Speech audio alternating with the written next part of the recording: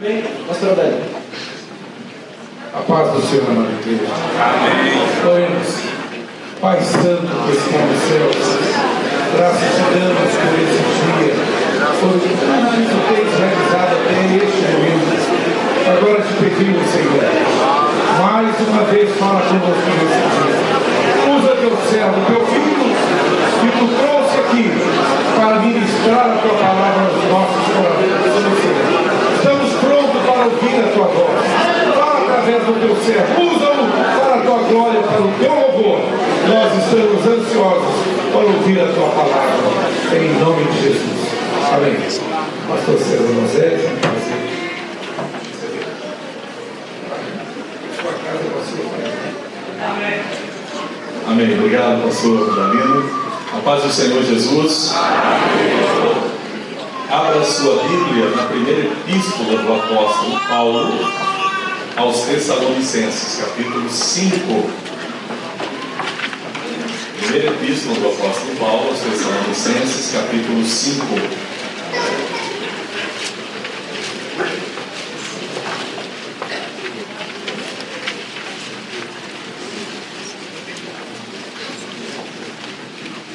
Vamos ler 3 versículos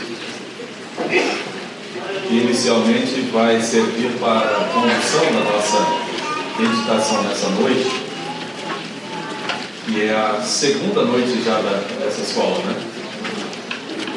Os irmãos já estão aqui aprendendo há 2 dias e nós queremos somar nessa oportunidade com todos vocês. Eu acredito que tudo que já tem sido ministrado, tudo que já tem sido dito, tem contribuído bastante para o crescimento dos irmãos. E nós cremos que essa noite também Deus nos ajudará na misericórdia para que nós também possamos comunicar alguma coisa aos seus corações. Versículos 19, 20 e 21. 1 Tessalonicenses, primeira epístola do apóstolo Paulo aos Tessalonicenses, capítulo de número 5, versículos 19 a 21.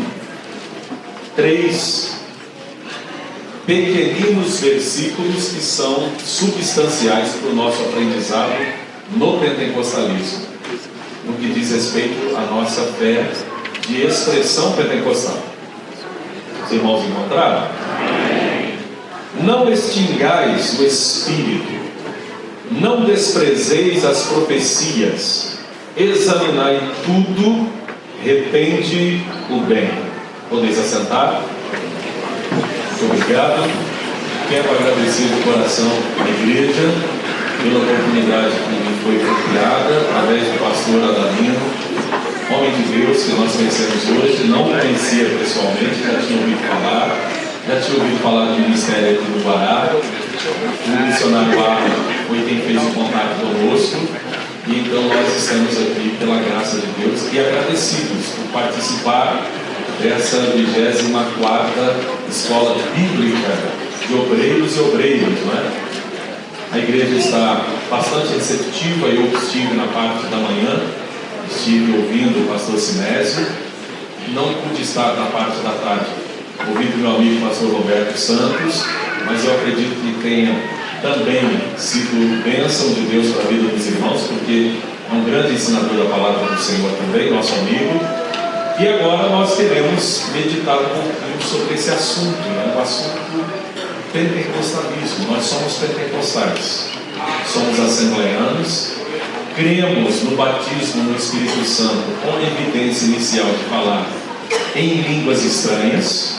Também cremos na dualidade dos dons espirituais e na realização dos milagres através do poder do Espírito Santo. Nós não podemos perder essas características que, na verdade, marcam e formam e caracterizam o movimento pentecostal. Apesar de nós estarmos aí completando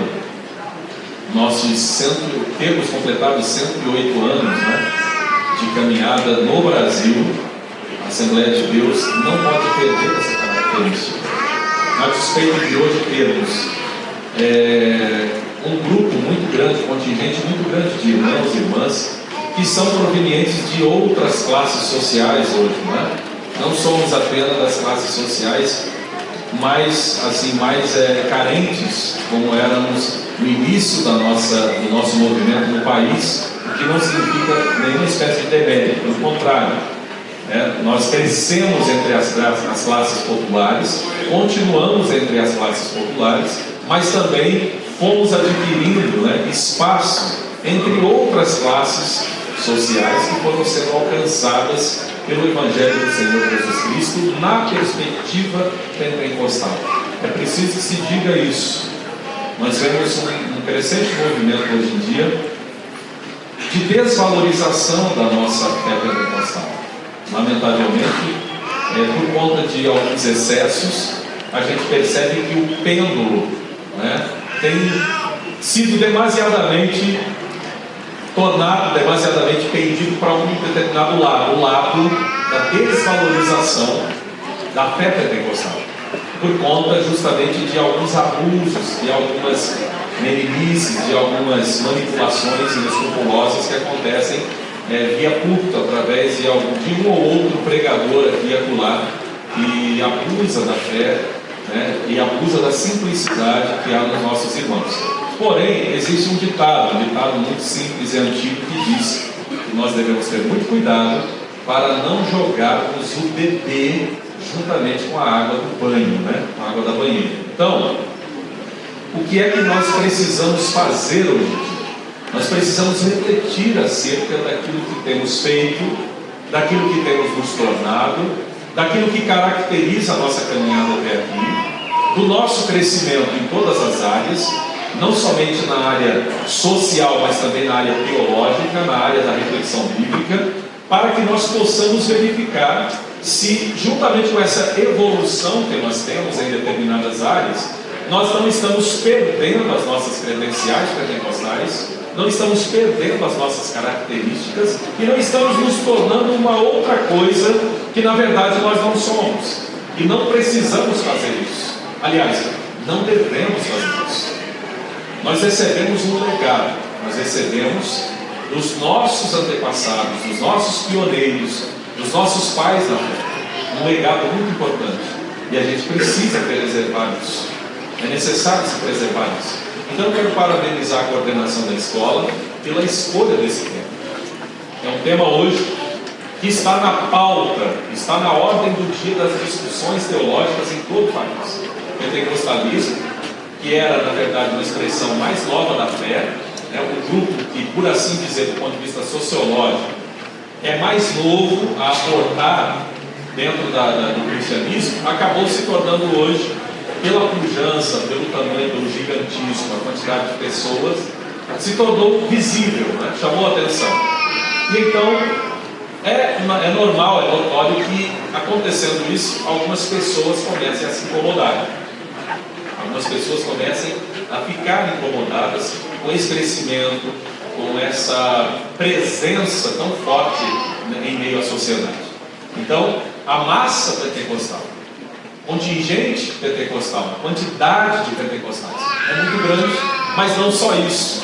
Também a nossa voz se faz ouvir em diversas instâncias e áreas. E também hoje na área teológica. E isso tem causado algum incômodo. Mas hoje nós não somos mais combatidos como já fomos no passado. A fé pentecostal foi combatida no passado. Qualquer pessoa que tomar um livro de história da igreja pode verificar essa informação que eu estou dizendo. O que gerou a fé pentecostal? Quantas perseguições que as pessoas, para ostentar a fé pentecostal, passou muitas perseguições. As pessoas sofreram e passaram lutas diversas, não somente por parte da fé cristã católica, mas também da fé cristã protestante histórica, protestante tradicional. E então, se não houve violência do ponto de vista físico, houve violência do ponto de vista simbólico, que é tão violência quanto qualquer outro ponto de vista.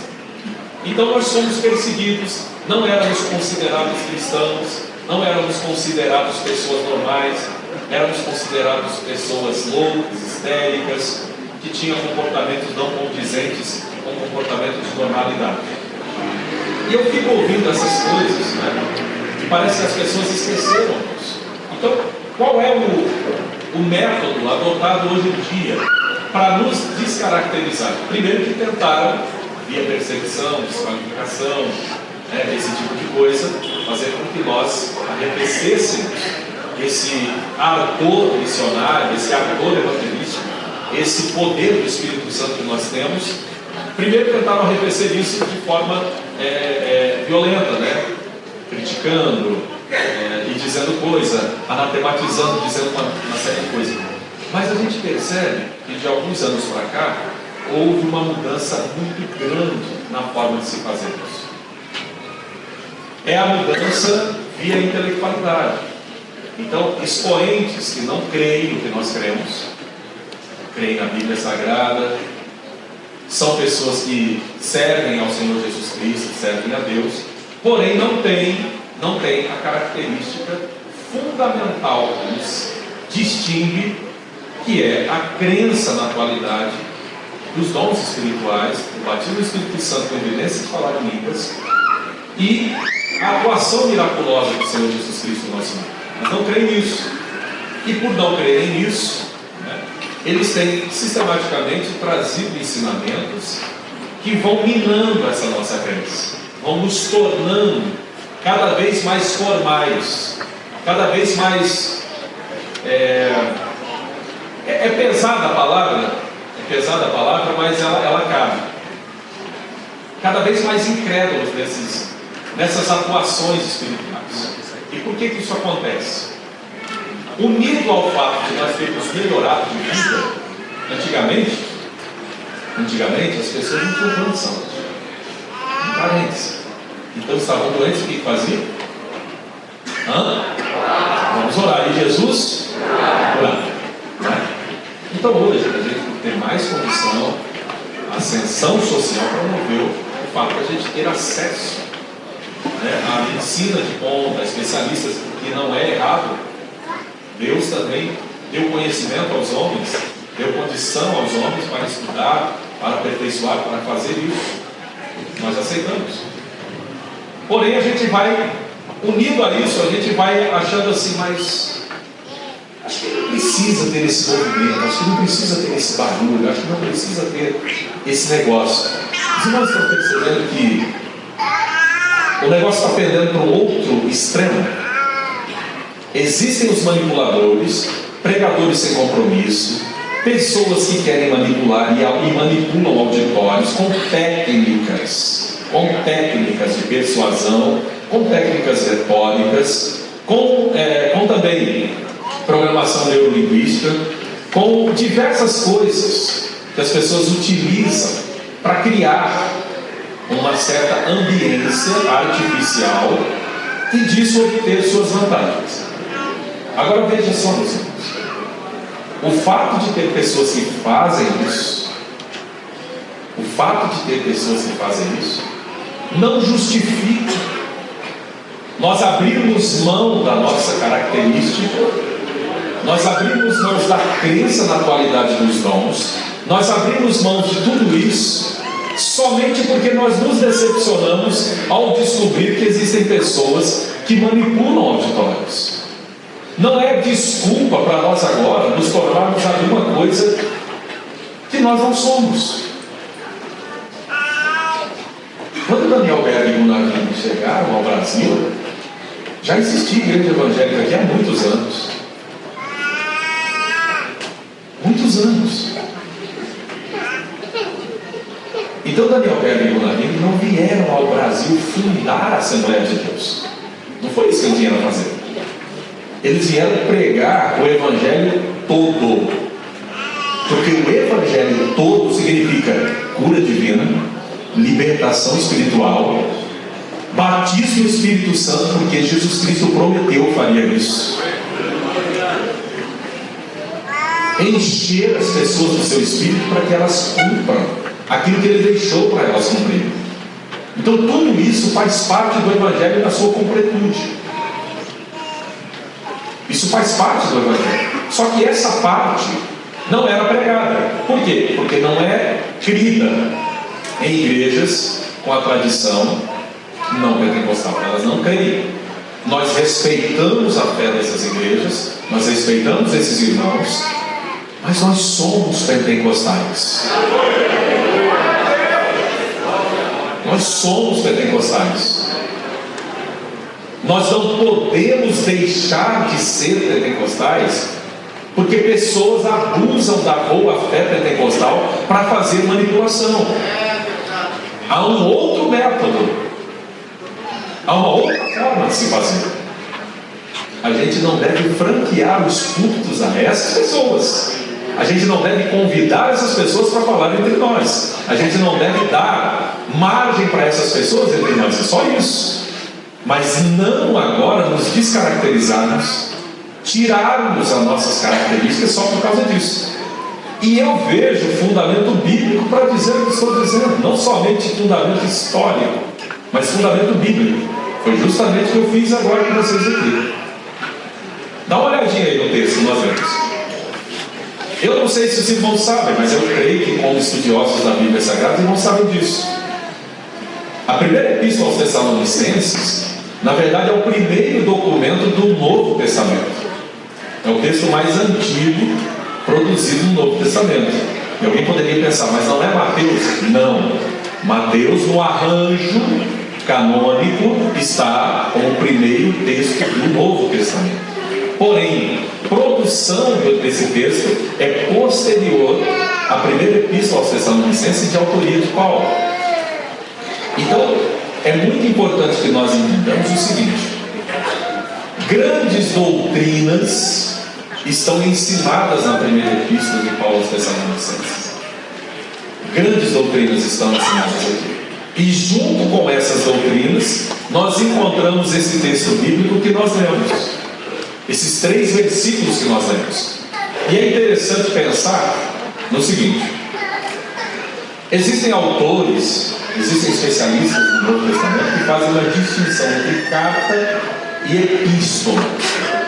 Carta seria, na verdade, algo mais informal, ao passo que epístola seria um documento mais formal, um documento com uma autoridade maior do que a carta.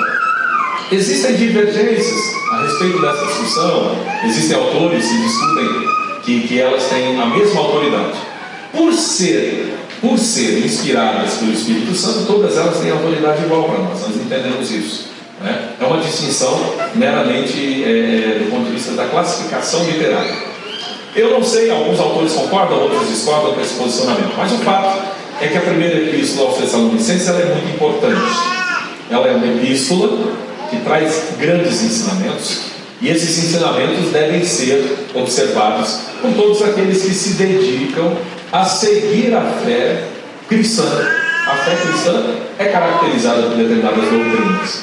Porém, ao longo e na trajetória da caminhada, a doutrina acerca do Espírito Santo foi sendo esquecida, foi sendo cada vez menos enfatizada.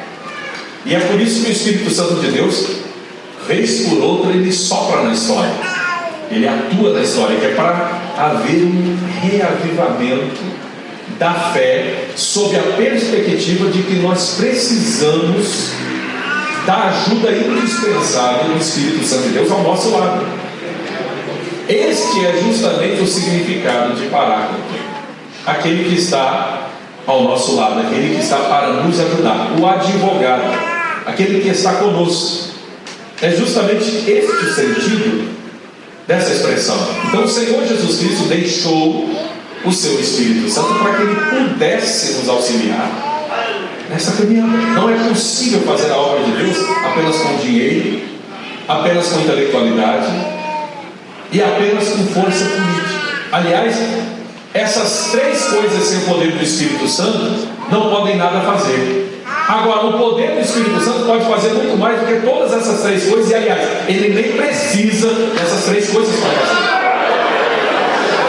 Daí não vai nenhum discurso anti-intelectual da minha parte. Ele está nos incentivando a não ter conhecimento. Não, senhores, não, senhoras, pelo contrário. Quem tem mais conhecimento entende que somos cada vez mais dependentes do Espírito Santo. É só quem não tem conhecimento que acha que nós podemos prescindir da ajuda do Espírito Santo. Aquele que tem conhecimento é mais ciente da sua insignificância, é mais ciente da sua pequenez, é mais ciente de que não pode atingir a obra de Deus e atingir aquilo que Jesus Cristo mandou que fizéssemos e alcançássemos somente com as suas forças. Ninguém consegue. Veja a diferença, meus irmãos. Eu queria que os irmãos prestassem muita atenção nisso. Veja a diferença dos discípulos antes do Pentecostes e depois do Pentecostes. Os irmãos já perceberam isso? O Pedro de antes nada tem que ver com o Pedro de depois. O que é que fez a diferença? A experiência pentecostal, a experiência do Espírito, o enchimento do Espírito fez toda a diferença na atuação dos discípulos. Eu queria que os irmãos percebessem uma coisa. A forma como a Trindade entre si se respeita. A Trindade dá um exemplo, não é? Dá um exemplo de respeitabilidade. Trindade não é triteísmo, não são três deuses. Trindade não é a hierarquia, um maior, um mediano e um menor. Não tem isso. Trindade pode ser exemplificado na circularidade, né? Na palavra pericorese. Eles estão em volta um do outro, no mesmo nível, no nível horizontal, para a gente poder entender.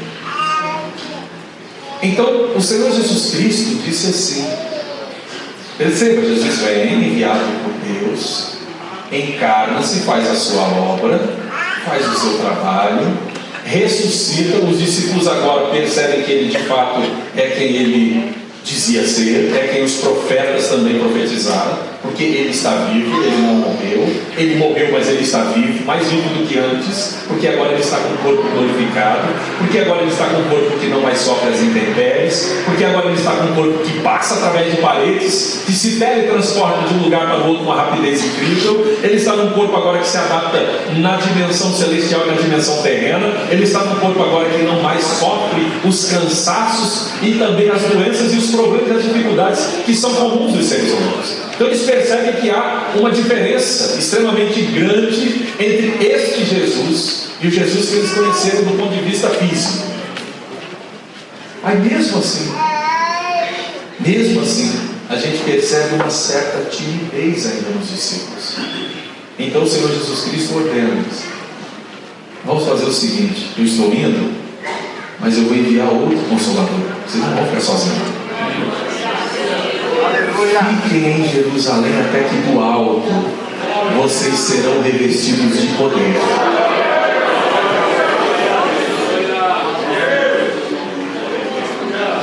Irmãos, o Senhor Jesus Cristo, reconhecendo que tinha que entrar no cenário a atividade do Espírito de forma abundante, para que os discípulos estivessem preparados para fazer o que Ele mandou que eles fizessem.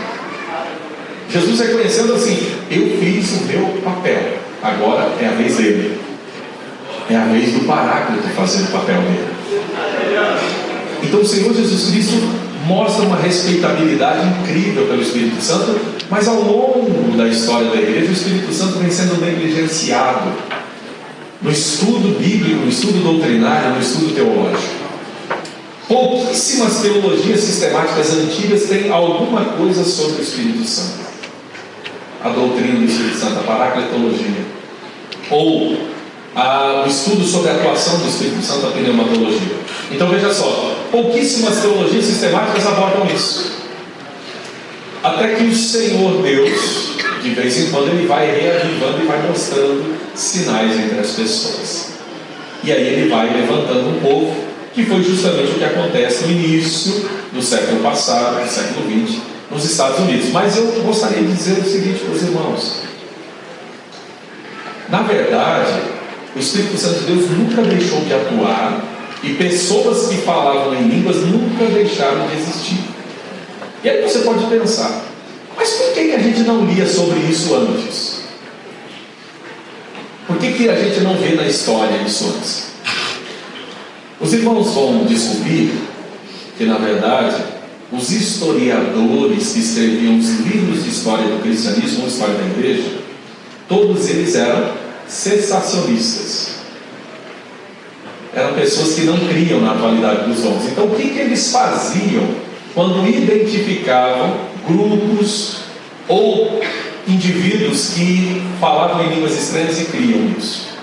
Eles simplesmente não registravam nos seus textos. Então, até que Deus envia o Espírito Santo de forma abundante, nos Estados Unidos, e as pessoas agora tomam vulto, a sociedade começa a noticiar, os próprios jornais seculares começaram a noticiar. Então não teve mais como esconder que existia a qualidade do Espírito Santo e a manifestação dele. Não teve mais como esconder. E isso desde aquele tempo vem provocando muita controvérsia entre as pessoas. Mas ultimamente, no Brasil, o que tem acontecido é diferente. Devido o descrédito que alguns têm trazido para o movimento pentecostal por conta da manipulação do púlpito, os jovens estão se decepcionando, pessoas estão se decepcionando e abandonando cada vez mais esse tipo de reunião. E o que essas pessoas fazem? Eles vão para eventos, eles vão para congressos, eles vão para o YouTube, que hoje é uma forma muito eficaz de comunicação, para assistir expoentes que não creem na qualidade dos dons. E esses expoentes, eles têm fundamentação para dizer o que dizem, sem dúvida alguma. Eles têm fundamentação para dizer o que dizem. Eles leem a Bíblia numa determinada perspectiva, nós lemos em outra perspectiva. Eles creem que a Bíblia é inerrante, é infalível, é inspirada, creem. O pentecostal também crê? Sim, também crê. Só que nós temos uma perspectiva sobrenaturalista. A sobrenaturalidade está no início da nossa leitura da Bíblia. A gente lê a Bíblia com óculos já sobrenaturais, crendo que a atuação de Deus naquele tempo se dá de igual forma nos dias de hoje. Ao passo que eles não leem com essa perspectiva, eles leem com a perspectiva sensacionista. A atuação de Deus naquele tempo foi uma, a atuação nos dias de hoje é outra. O Espírito Santo não atua da mesma forma. Existe uma causa histórica para isso. Tá? Existe uma causa histórica para dizer isso, mas, porque não é bíblica, né? Essa ideia, ela não é a própria Bíblia que trouxe. A Bíblia não diz em lugar nenhum que com a morte do último apóstolo cessaram os dons, cessaram as atuações do Espírito Santo. A Bíblia não diz isso em lugar nenhum. Eu penso que é o contrário. Ao passo que a gente se afasta do ponto inicial da fundação da igreja, a gente precisa mais desse acompanhamento do Espírito Santo, porque a gente se afastou mais do ponto inicial. A gente precisa de mais força, mais supervisão e mais acompanhamento ao longo do caminho do que quando ela iniciou. Porque imagina, os discípulos faziam, quando o Espírito Santo de Deus veio no cenáculo, fazia só 10 dias que o Senhor Jesus Cristo tinha ascendido ao céu. Então, se você parar para pensar, eles precisavam menos do que nós. Eles tinham estado com Jesus de Nazaré por 3 anos e meio. Depois de ressuscitado, mais 40 dias. Então, imagina andar com Jesus fisicamente, presencialmente. 10 dias depois, porque na ascensão havia mais de 500 irmãos. No cenáculo, quase 120, não tinha 120.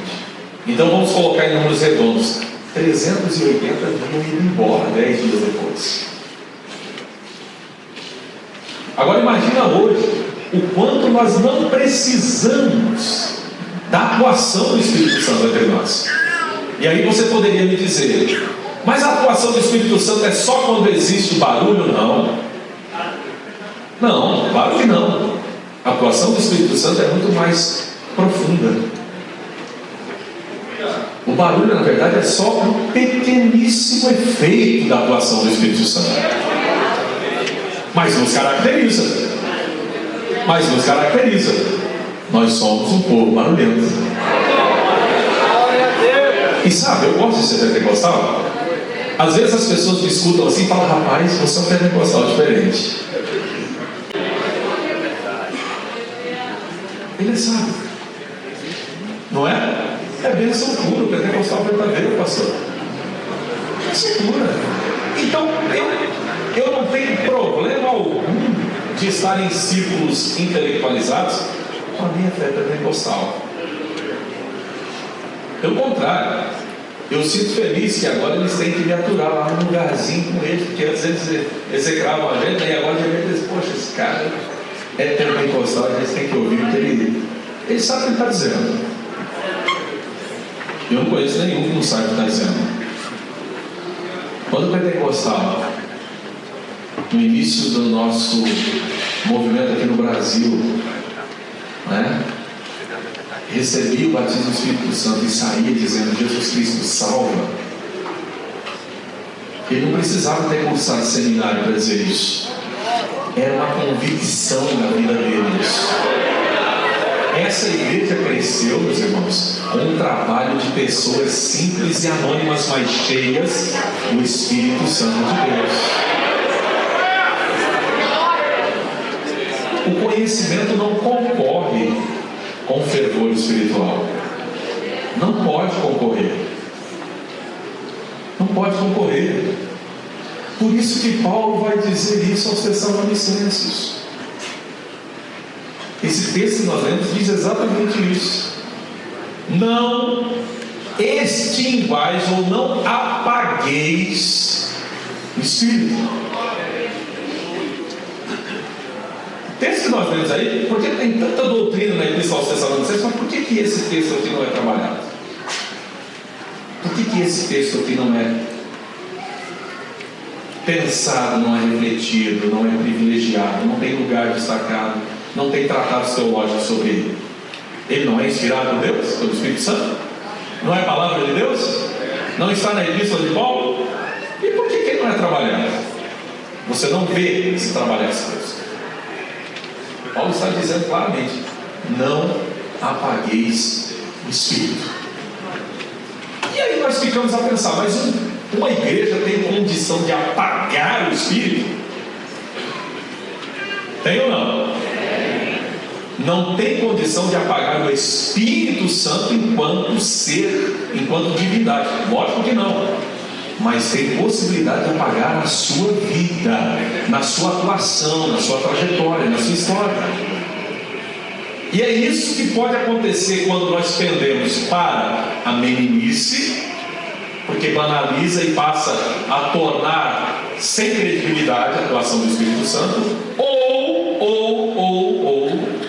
se nós pendermos para o formalismo, achando que culto sem barulho significa culto com ordem. Não, irmãos, não é não. Eu não conheço lugar que tem mais ordem do que no fórum, nas casas de leis e no velório.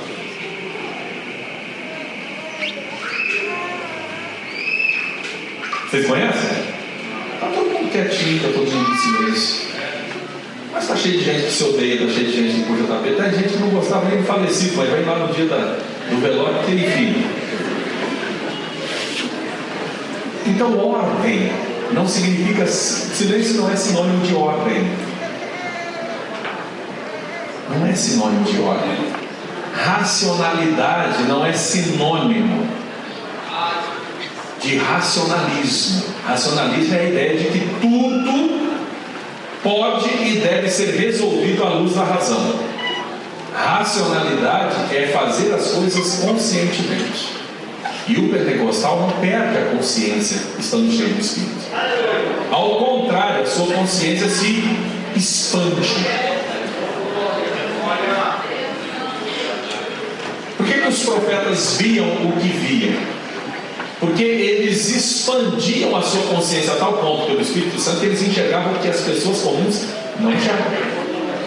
Então Deus expandia através do Espírito a razão dos profetas para que eles pudessem ver. Os irmãos se lembram?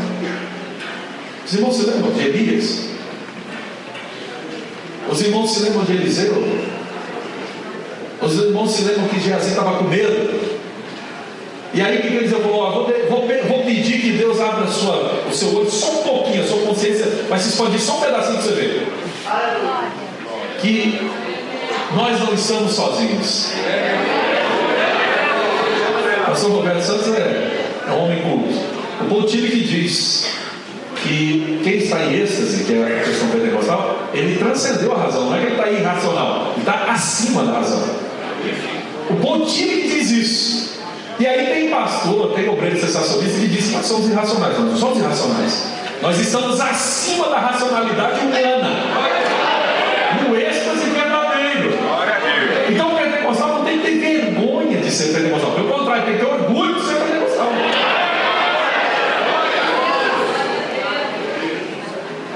Então o apóstolo Paulo vai dizer: não apagueis o Espírito. Não apaguem o Espírito entre vocês. Vocês vão ficar inteligentes, vocês vão ficar cultos, vocês vão ficar mais maduros, vocês vão caminhar muito tempo, vão acostumar, e aí vocês vão arrefecer. Então não apaguem o Espírito. Mas Paulo não diz só isso. Veja o que Paulo diz aí no próximo versículo, versículo 20: não desprezeis as profecias. Qualquer crente pentecostal sabe o que é uma profecia, não sabe? Não desprezem as profecias. Por que Paulo está dizendo isso? Porque há um risco muito grande de, com o passar do tempo, nós irmos abrindo mão e desprezando a manifestação do Espírito Santo, apagando o Espírito Santo, desprezando as profecias, porque a gente acha que o nosso conhecimento pode abarcar tudo. Não pode. Há coisas que nós só podemos aceitar. Nós não temos condição nem de explicar e nem de compreender. São duas coisas bem diferentes. Mas nós só podemos aceitar pelo Espírito. E a profecia, ela está nesse âmbito. Agora Paulo diz o quê? Eu aprendi isso no livro do pastor Estevão Ângelo de Souza, livro antigo da CPM. Versículo 21 diz o que, meus irmãos? Veja aí o que diz o versículo 21. Examinai tudo, retende bem. Apesar da gente aplicar esse versículo em diversos contextos da nossa vida, e pode se aplicar, você pode aplicar o versículo em contextos da vida, mas ele está aplicado à ideia de examinar o que está sendo profetizado na igreja. Examinem tudo que está sendo profetizado e retenham bem. Por quê? Porque ele reconhece que o instrumento humano que está falando pode passar do limite. Como é um instrumento humano que está sendo usado por Deus, ele pode colocar coisas humanas no processo de transmissão da mensagem. Mas Paulo vai dizer: não desprezem as profecias, não apaguem o Espírito, ouçam tudo, examinem e retenham o que é bom. Não tem desculpa para sensacionismo, não tem desculpa para implantar isso na Assembleia de Deus. Ah não, nós temos que acabar com isso que agora nós somos inteligentes. Não, meus irmãos, nós vamos estar regredindo na fé se a gente tomar a decisão de perder as características pentecostais por conta dos excessos. Não, precisamos de gente sábia na igreja. Charlatão está manipulando o culto? Corta. Charlatão está mentindo o culto? Corta, pastor. Profeta está excedendo? Chama ele em particular, instrui, mas não apaguem o Espírito. Não apaguem o Espírito, não desprezem as profecias, não queiram jogar o bebê junto com a água da banheira. Os anos que nós temos não é para abrir mão da nossa pentecostalidade, pelo contrário, é para nós termos uma pentecostalidade sadia, madura, desenvolvida, com condição de instruir os mais novos. Paulo poderia dizer: ó, sabe uma coisa? Quando vocês se tornarem já intelectualizados, chega desse negócio de profecia. Não precisa mais disso. Vocês já vão saber tudo. Não desprezeis as profecias. Não apagueis o Espírito. examinem tudo. E para examinar, aí sim tem que ter maturidade, aí sim tem que ter caminhada de fé, aí sim tem que ter profundidade bíblica, aí sim tem que ter densidade teológica, aí sim tem que ter maturidade espiritual para poder sentar, ouvir e dizer: isso aqui você recebeu. Aleluia! E por que Paulo está dizendo não desprezar as profecias? Por que tem muito profeta hoje de rancho? Eu não tenho nada contra os irmãos, não. Prestem atenção. Eu já tive uma fase da minha vida que eu fui compatibilista. Eu achava que eu estava inteligentinho, então eu ficava falando mal das pessoas. Hoje eu não faço mais isso. Não precisa desprezar. Chama essas pessoas, instrui, ensina. O lugar da profecia, o melhor lugar é na igreja, aqui, na comunidade. Os irmãos se lembram antigamente como é que era ou não?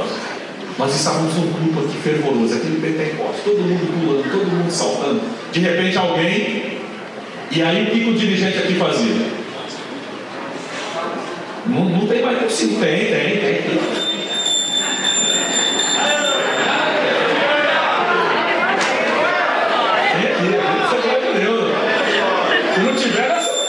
Se não tiver isso aqui, essa perdeu Nutella. Essa aqui é da raiz. Essa tem. Então, veja só. Tocava o sininho para ficar em silêncio para ouvir. Era ou não era? Porque era uma palavra para edificar a igreja. Não era uma palavra para edificar indivíduo. Era a igreja, o corpo. E aqui a pessoa profetizando, a gente tem condição de fazer o quê? Julgar. Só que a gente fez o quê com o tempo? A gente foi expulsando esses profetas. Eles não deixaram de existir, eles existem por aí. Só que ficaram com medo de profetizar aqui. Por quê? Porque a gente desprezou as profecias. Não precisamos desprezar as profecias. Deixa o profeta profetizar.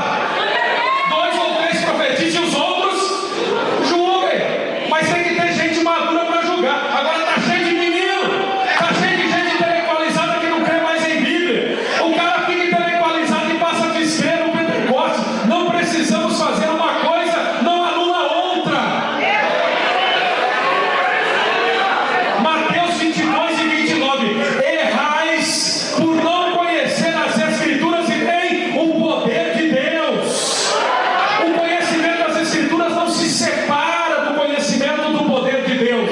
Nós precisamos das duas coisas. Conhecimento da Escritura sozinho gera formalismo. Conhecimento do poder de Deus sozinho gera fanatismo. Para ter equilíbrio, nós precisamos de Escritura e poder de Deus. Nós precisamos de um culto pentecostal e escriturístico. Nós precisamos de um culto sadio, teológico e biblicamente falando, mas fervoroso e cheio do Espírito Santo para continuar convencendo as pessoas.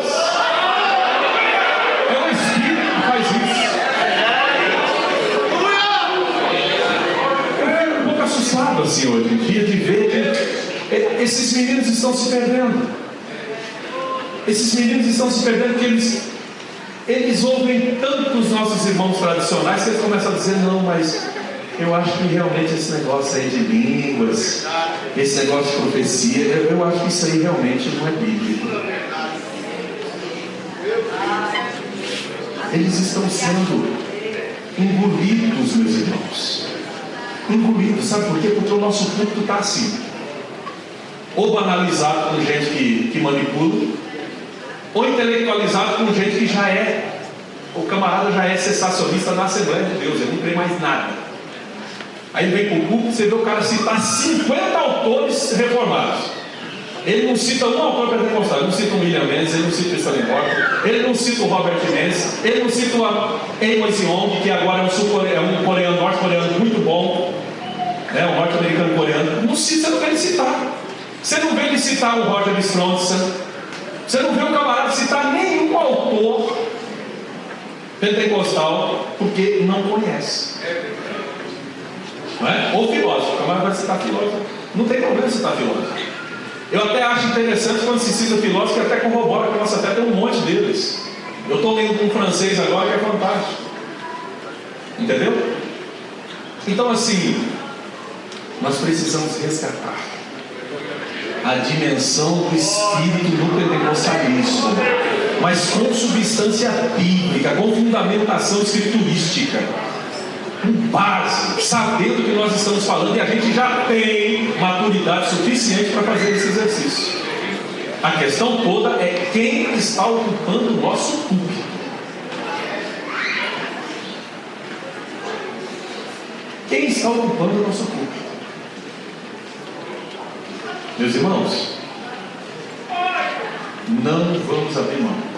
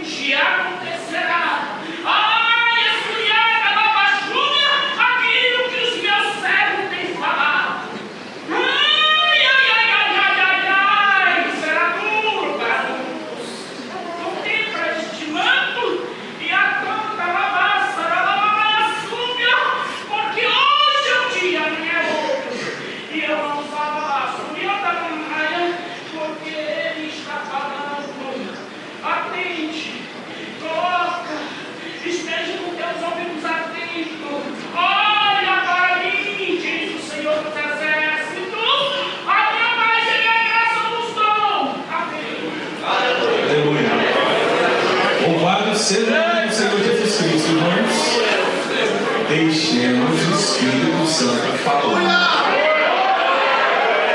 Joguemos segundo a palavra de Deus aquilo que foi falado.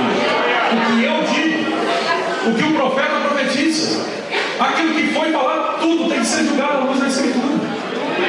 E alguém diz assim: não, mas olha lá, Atos 17 fala sobre a passagem de Paulo e Tessalônica, Paulo e Silas. E aí alguém vai dizer o seguinte: Lucas destaca os bereanos. Mas se você for analisar o versículo 11, Lucas não está destacando os bereanos somente pelo fato deles terem examinado nas Escrituras o que Paulo e Silas estavam pregando. Ele está dizendo que eles receberam de bom grado, de bom coração, de boa mente, ao passo que em Tessalônica não foram os tessalonicenses que geraram confusão e perseguição de Paulo na sinagoga. Quem gerou? Foram os religiosos da época, os judeus, aqueles ciosos de seus ensinamentos, que não poderiam agora receber os ensinamentos novos que Paulo estava trazendo. Eles que insuflaram as pessoas contra Paulo. E contra si não foram os tessalonicenses. Veja lá o texto, veja a narrativa. Aí alguém toma aquele texto para dizer: olha, apesar da igreja de Tessalônica, o pessoal ser carismático, né, ser todo cheio dessas questões que os pentecostais têm, Lucas elogia os crentes da Bereia, porque eles foram os crentes da palavra. Irmãos, eu não conheço um pentecostal que não seja alguém profundamente enraizado na palavra de Deus. O pentecostal crê tanto na palavra de Deus que ele se coloca no lugar do destinatário do texto bíblico. A minha mãe lá em Curitiba, quando ela lê a Bíblia, ela não lê a Bíblia pensando o seguinte: bem, eu vou ver a epístola de Paulo aos Tessalonicenses foram para os Tessalonicenses lá de Tessalônica, não tem nada a ver comigo. Não, minha mãe fala o contrário. Ela olha aqui e diz assim: eu vou abrir minha Bíblia para ver o que Deus vai falar comigo hoje.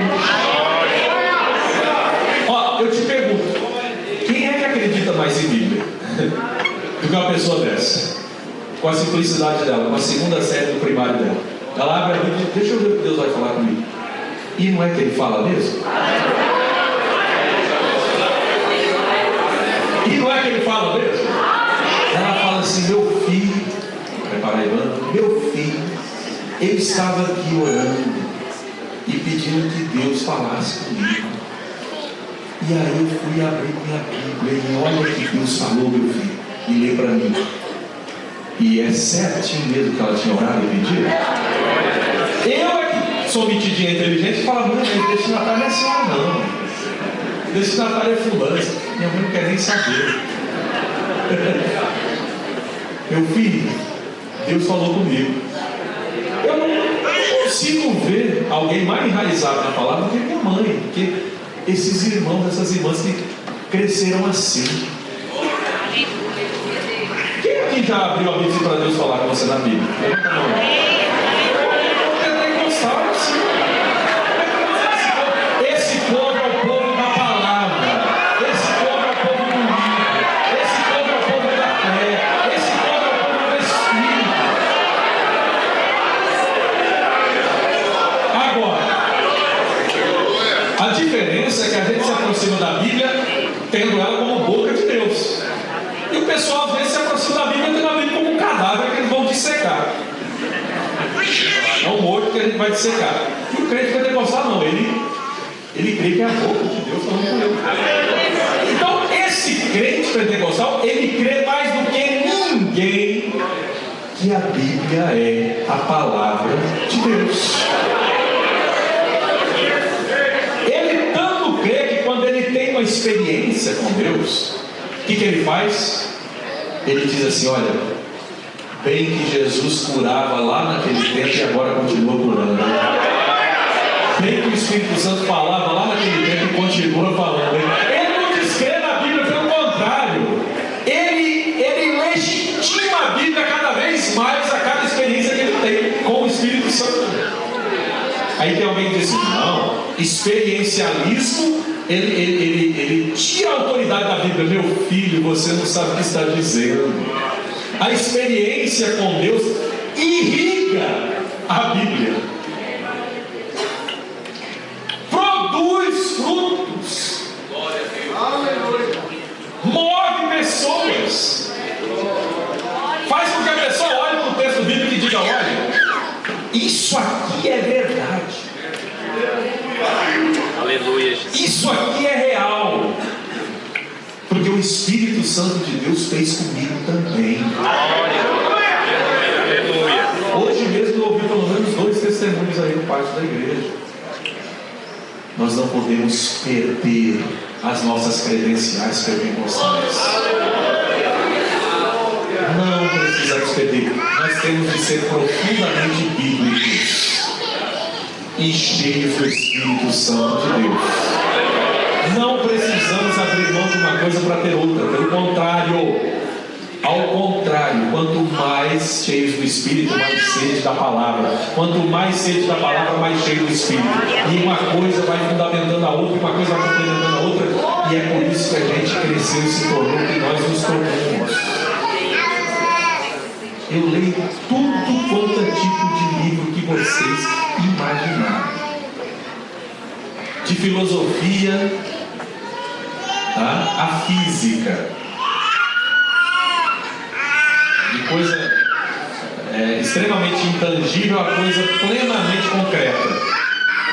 Eu gosto, mas nada retira de mim a crença de que o que me mantém firme na pessoa do Senhor Jesus Cristo foi um encontro vivo com Ele. Paulo vai dizer isso: olha, eu tenho estido entre vós, eu não fui com sublimidade de palavras, para que a fé de vocês não se apoiasse na sabedoria humana. Porque se eu tivesse falado um discurso bonito, a fé de vocês ia se firmar nesse discurso bonito. Quando viesse alguém desconstruísse o meu discurso bonito, vocês iam perder a fé. Mas eu vi em vocês em demonstração de espírito e de poder.